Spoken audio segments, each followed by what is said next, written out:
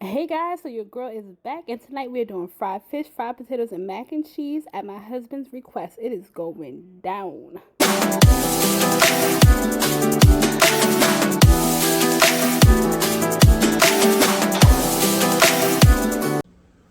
Hey guys, so it's your girl, Chef Shar's Creative Kitchen. Listen, it has been a long time.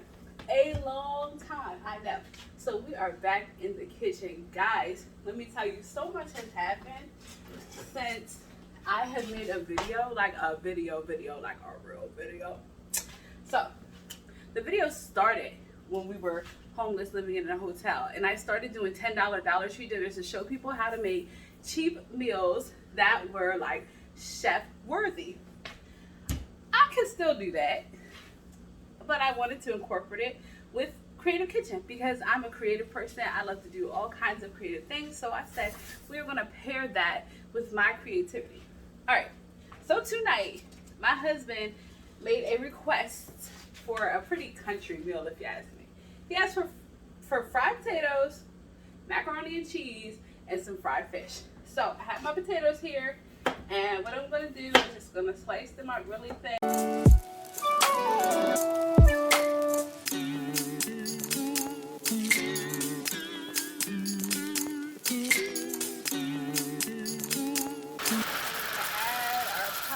In here. So we got our potatoes cut up, we got our noodles boiling, and now I'm going to get started on this fish. I'm going to put some oil in here. I'm not going to do a deep fry. I'm going to do like a shallow fry. So it's just going to be like about that much oil in there.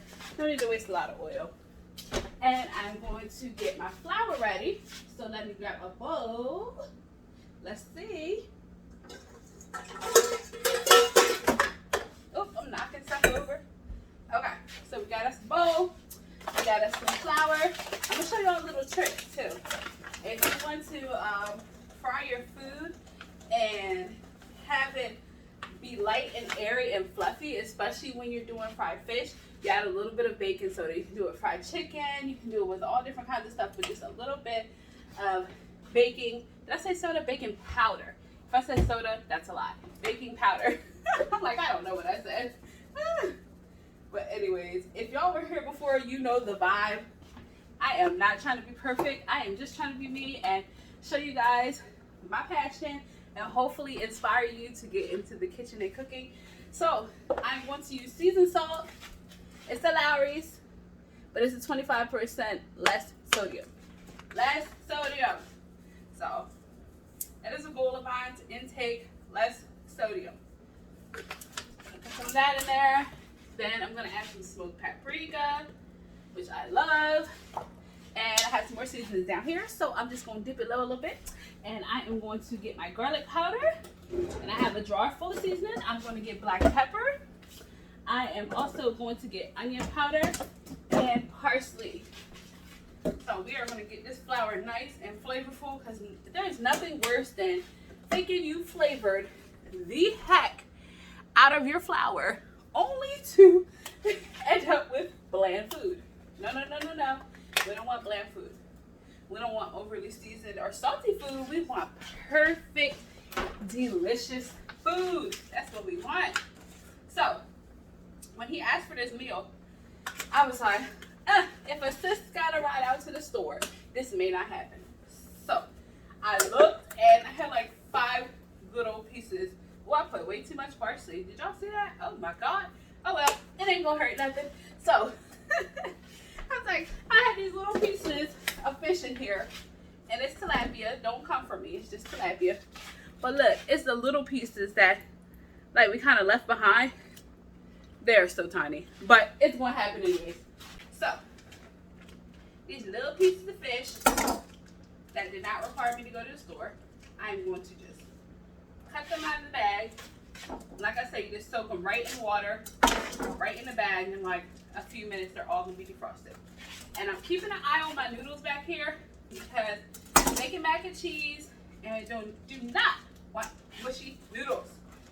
No. Do not like mushy noodles. So let me tell you about my mac and cheese. I have like 4 main recipes for mac and cheese.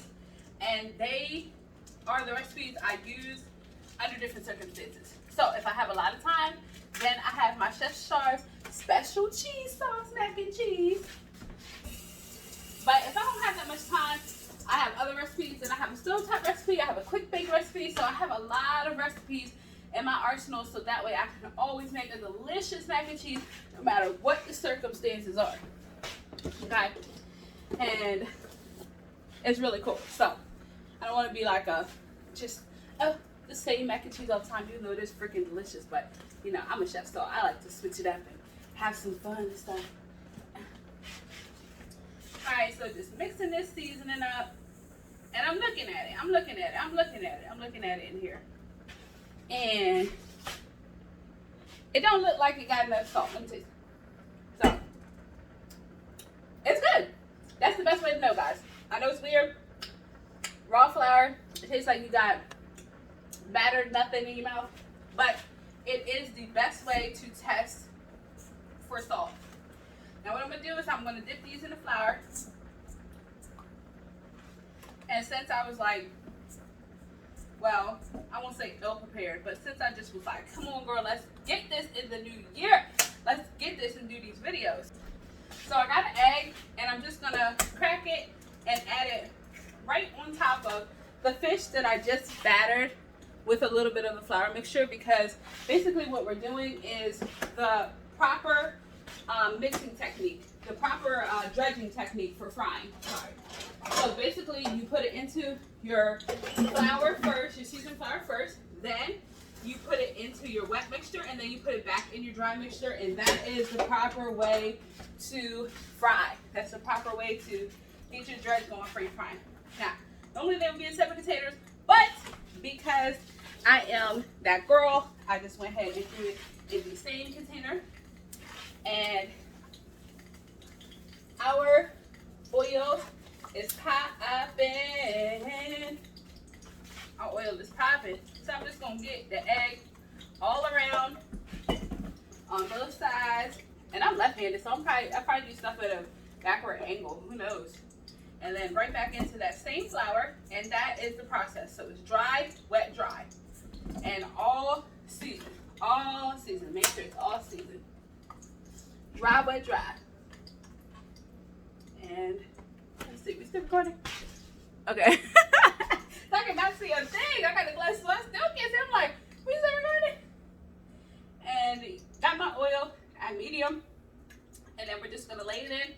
And you always do it away from yourself, so that way there's no splatter. I watch people just like throw things in the oil because they're scared, but just go ahead and just be like, listen, I command fire, I command heat. It doesn't tell me what to do. And you just gently lay it in there and let it do what it do, baby. So that's all you gotta do.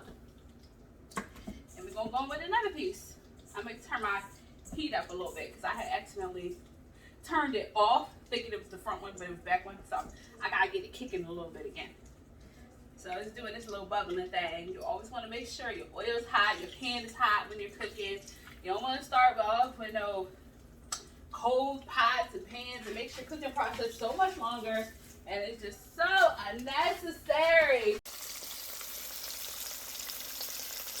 So the fish is pretty much done. It took about 2-3 minutes each side.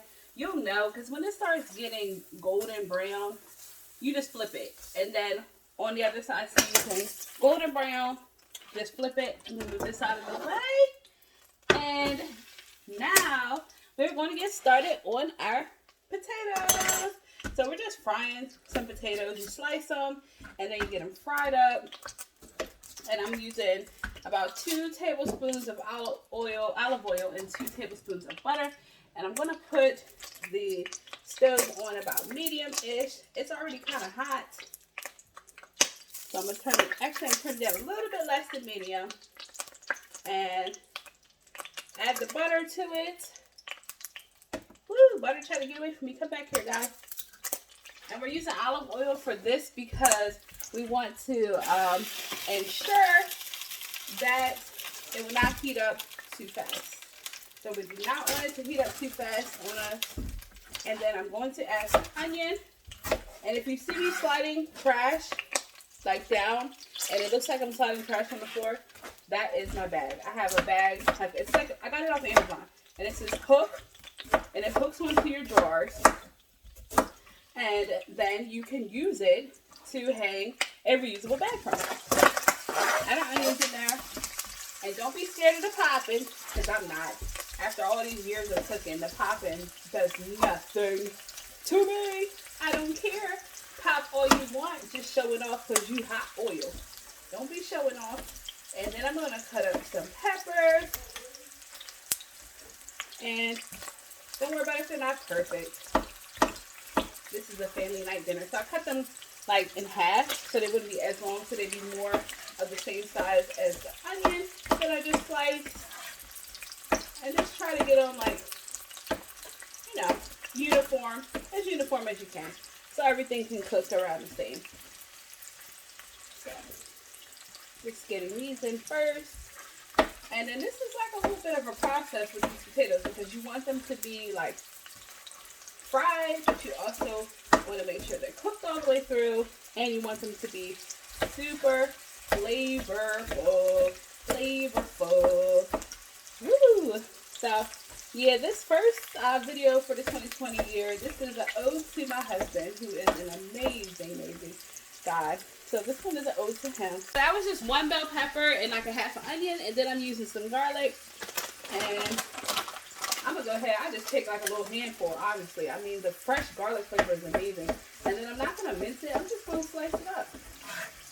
I mean, it's gonna be such an amazing pop of flavor when you do fresh garlic. Let me tell you, auntie, sir, them, all of you, everybody, listen up. Fresh garlic, delicious. And yes, so I'm gonna go ahead and just add these in here, like this, the potatoes.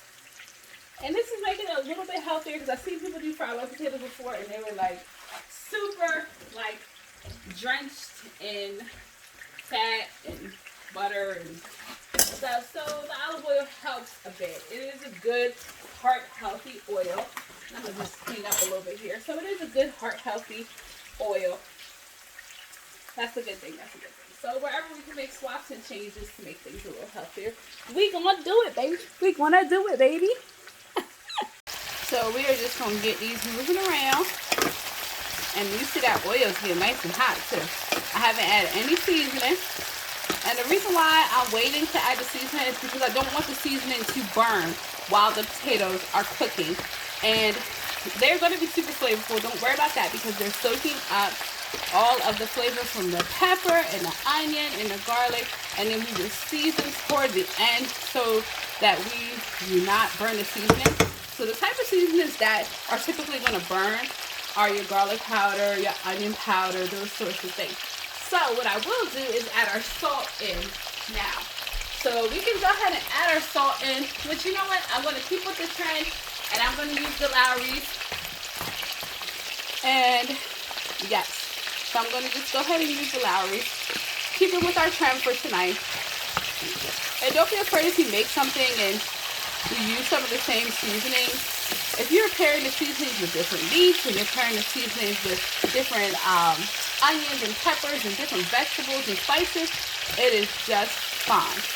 You can build on the flavors and make everything have its own unique taste. So I don't know if you... Okay, so we are making our roux for our mac and cheese. And you just want to do equal parts flour and equal parts fat. So whatever fat you're using, it doesn't matter if it's duck fat, it doesn't matter if it's oil, olive oil, butter, just make sure it's equal parts. So if you use 1 tablespoon of butter, you want to use 1 tablespoon of flour, and that's how we make our roux. And this is going to be the thickener and the base of our mac and cheese. And you are just going to get it mixing up until it starts to get a little bit thick. This is going to be the base of your cheese sauce, and from here we're going to start adding our cheeses and make it yummy, yummy, yummy. So I added whatever cheeses I had in the fridge. I had some Parmesan, I had some cheddar, I had a Mexican blend. You can add whatever kind of cheese you want to your mac and cheese. This is our cheese sauce. This is where all the magic starts to happen. And we're going to add our seasonings in here. I added some garlic powder, onion powder. I added some Lowry's, some black pepper, and I added some paprika. So yeah. And then you can just adjust those seasonings. You can also adjust the consistency of your sauce just by adding a little bit more of the milk. And if you have run out or anything like that, just add a little bit of water and just thin your sauce to the perfect consistency for your mac.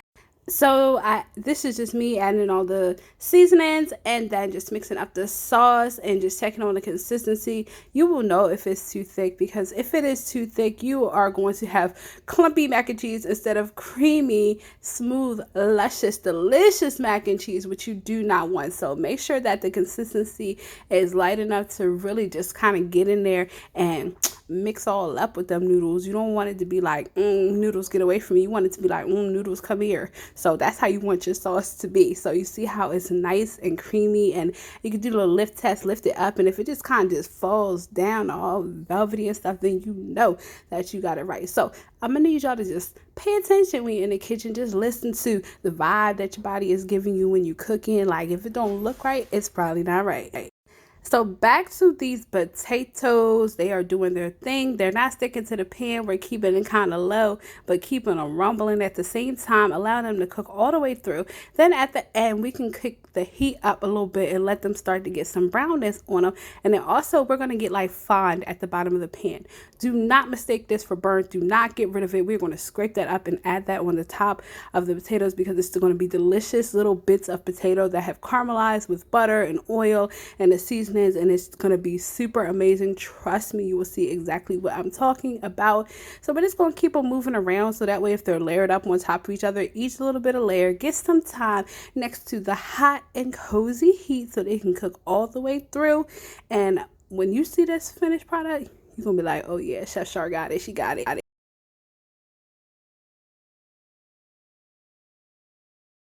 right, back to this mac and cheese. We are going to spray our pan, because this is going into the oven. And then we are going to add our noodles. Get in there, baby. Whoa, that's a lot of noodles. Oh my God, I might have to take some back. Give me some back. And I'm cooking for the fam, so don't even say nothing about me touching the food, because I can tell you all a little something about that. I'm joking. But you can touch food that's going to go into the oven, because that is actually okay. And if you have taken food safety, you will know that it's okay to touch food that is going to be going into an oven. It is not okay to touch food that is ready to eat. So if you touch somebody's salad, sandwich, there's no way to kill the bacteria. But look at that cheese. Hold on, I can't talk during this amazing moment. I can't talk during this. Look at that. Yes. So there's no way to kill the bacteria on something that's ready to eat. But if it's going into an oven, the bacteria is going to be killed off. And I might just edit that out, because I don't want to be controversial. I just want to be making good food, guys. Don't make me get controversial.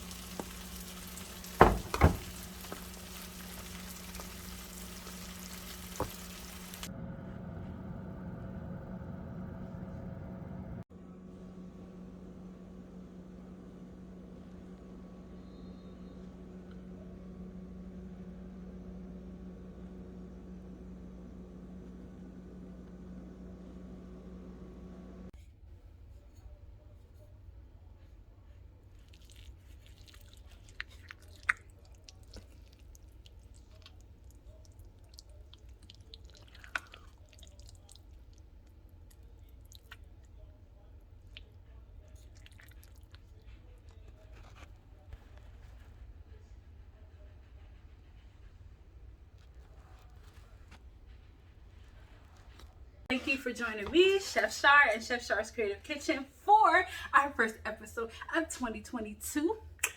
Let's get it, baddies. So yes, so if you guys want to see more of this and have more of this vibe in your living room or in your phone or in your car, then go like, follow, share, ring the bell, all that stuff. Y'all know, because y'all be watching the YouTube videos. So do it all for your girl.